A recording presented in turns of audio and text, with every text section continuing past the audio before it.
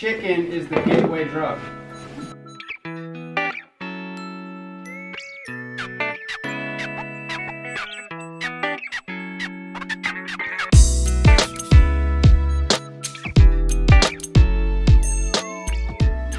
That's the name of this talk.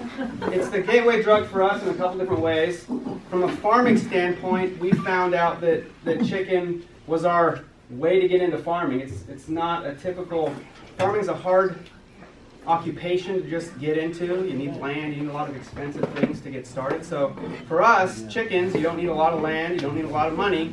So it was our gateway drug to farming. But it's also medicine. So from that standpoint, chickens are also medicine. So thanks for the segue.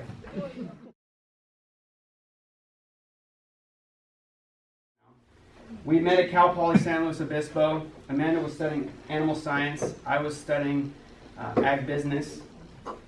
And we met in beef production class. We sat next to each other in beef production class.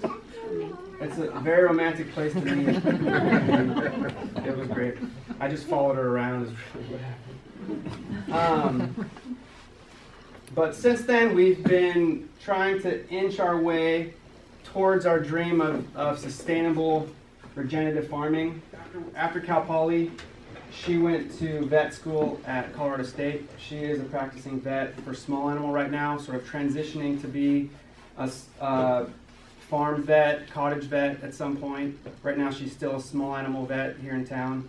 It's a way for her to keep her credentials plus support our young farm operations at this point again.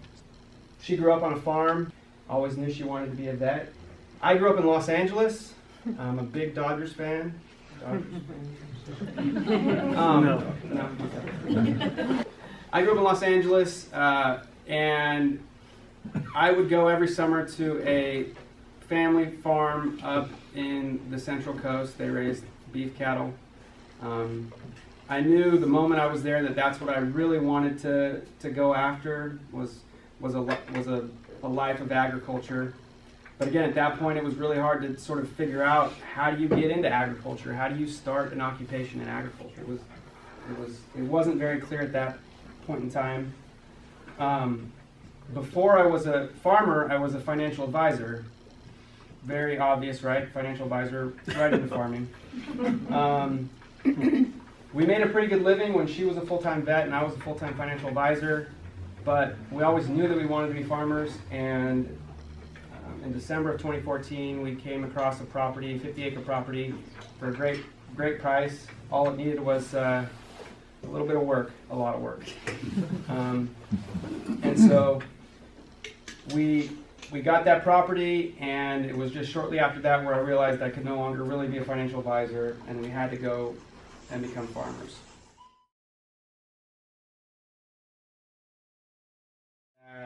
Who's heard of Joel Salatin?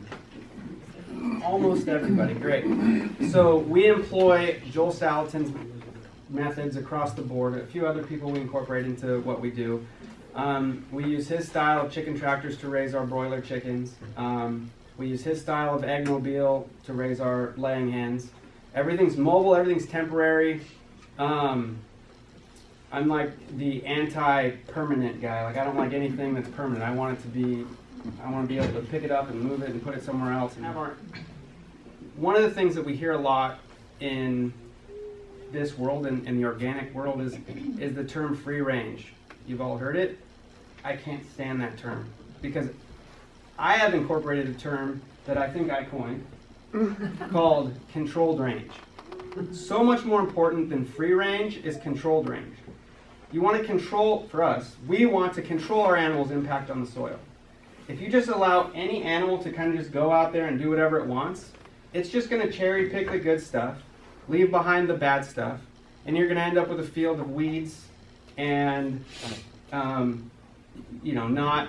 what you're looking for when you're trying to regenerate the soil or create pastures and do that sort of thing. So what we do with our operation, we raise broiler chickens, layers, rabbits, pigs, sheep, and turkey. And we sort of have this orchestra that we conduct across the landscape. I know it's super cheesy, But but you know, yeah, right, yeah. So so our animals are in constant motion. We're trying to do whatever we can to make them be beneficial to the soil, and the way that we do that is by controlling the amount of animals in a certain amount of space over a certain amount of time. Right? So we know, for example, we know that we can put 75 broiler chickens from weeks 4 to week 8, that's when they're butchered at week 8. We know that we can put 75 chickens in a 10 by 12 foot field pen or chicken tractor. It's a floorless. That's not a word, but it has no floor. We move it every day, but we know that those 75 chickens in that amount of space for a 1 day period of time is beneficial. It's going to put the right amount of fertilizer down, manure. They're going to till up the ground a little bit, sort of do a light tilling of the ground, and then we move them. And so that's how we control their impact, controlled range. That's what we do. That's what we employ. We do the same thing with our pigs. We do the same things with our turkeys. We do the same thing with our layers. Everything's mobile. We incorporate electric poultry netting for when we have to move birds that are bigger in space. We use electric wire for our pigs. We've used electric netting on our sheep before. And so everything's sort of mobile. Everything's moving like that. Right? Mm-hmm. Yeah.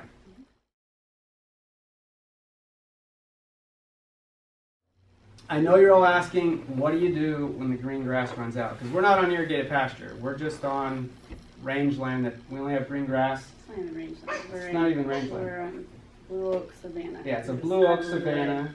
Blue oak savanna, heavy canopy.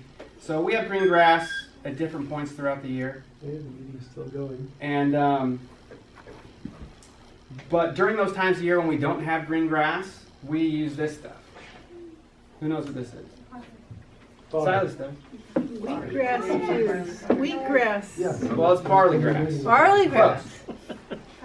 So we grow barley fodder throughout the year, and we feed it heavily to our chickens. Our turkeys get it, pigs and sheep get it. Even our dogs eat it; they love it. So barley fodder is literally, you just soak the seed, you spread it out on a tray with nothing else, and Thick it's just enough water so and that the sun, roots water and light, and then it grows create that the root mat. mat. It grows a root mat, and the seed sprouts, and you get the greens up above. So, and then you just literally roll it up and feed it to your animals. And I call it our pasture supplement. We don't have pasture, so we grow it. East. And it's a nutritionally dense, fresh, green food source for pretty much all of our animals in those times when they don't have green grass. I mean, there's beneficial things on the ground for them to eat when we don't have green grass. I mean, we've got chickens have bugs, and there's acorns, and there's dry grass, there's a lot of other things, but when we don't have that green grass, we supplement with barley fodder. And they eat the whole thing. If anybody has any more questions about fodder, I love to talk fodder. So I could talk to you about I could give you real specific information on the economics of fodder. She could give you real specifics on the nutritional benefits of the fodder. On just the process of growing the fodder, what it takes. It's pretty simple. I mean, it's simple, but there's kind of a lot to it. But anyways. What are some of the nutritional benefits?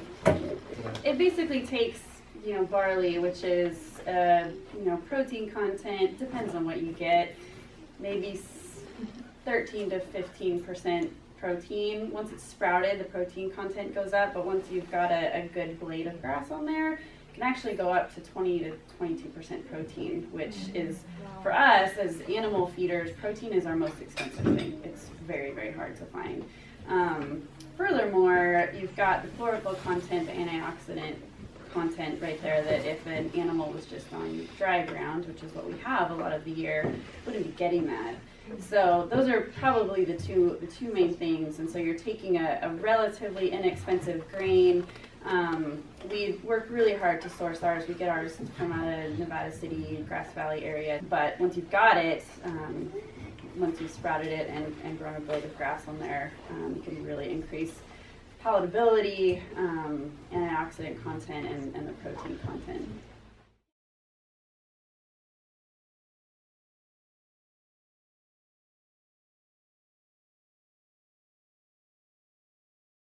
So, rather than having a middleman, we market directly to the people who eat our food, which makes us really care about our customers. And in the veterinary field, it's funny, I can recognize dogs from across the room. I never recognize the owner. I barely ever remember the owner's name. I always remember the dog's name, and it's human nature. It's what you're caring about at the time. But as far as our farm customers, I remember everyone's name. I remember their kid's name. I remember what they do, and it's because we really, really care about our customers. We're accountable to our customers. We invite our customers out to see what we do and how we do it if they want to. Not everyone does. And so that was another thing that was very important to us, being local, not shipping our stuff. Feeding the people that are right here around us, not having our stuff, be shipped a long ways, having people come to us, and most importantly, having growing food that is the best for you it possibly can be. I think being organic, I guess the very overused word now is sort of implied. We try to go beyond that, beyond organic. Tim always says, if you're buying organic food at the grocery store, good. I mean, we did for so long. You know what you're not getting, basically. You know that you shouldn't be getting, food that has been treated with herbicides or pesticides or antibiotics or that sort of thing, but you don't know what you're getting. This table hasn't been treated with herbicides or pesticides, but it's really not all that good for you, right? In buying from us, we want people to know what they're getting, that what they're getting is extremely nutrient dense, so we're feeding the very best things that we can possibly provide.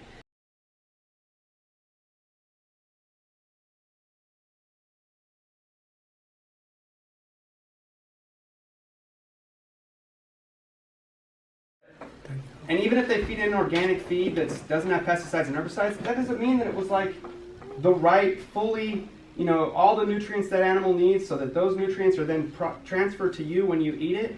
That doesn't mean that. It just means it was fed something that wasn't given pesticides and herbicides, which is better than not, but doesn't necessarily mean it's really good for you. So, like I said, what we are selling is exponentially better, but guess what? It's not exponentially more expensive. It's only like 2 or 3 times more expensive. Sounds better, right? No? Yeah. Okay. But there are a few ways that we sell our product. We have on-farm sales days. So we recently started the Red Bluff Farmers Market on Saturdays at the Home Depot down in Red Bluff. We're not always there. We're trying to be there more often. Last but not least, maybe the best way to get what we have is through our FARMiCiA program. It's similar to a CSA, but it's not a CSA. What that is, the full farm share, you are going to get basically a portion of all of our harvests. You're going to get a certain amount of chicken, a certain amount of turkey, a certain amount of rabbit, a certain amount of eggs, a certain amount of pork, lamb, did I say turkey? And turkey. And you're going to pay a price in the beginning of the year. In the spring, in March. In the spring, and then that is going to be distributed to you throughout the year.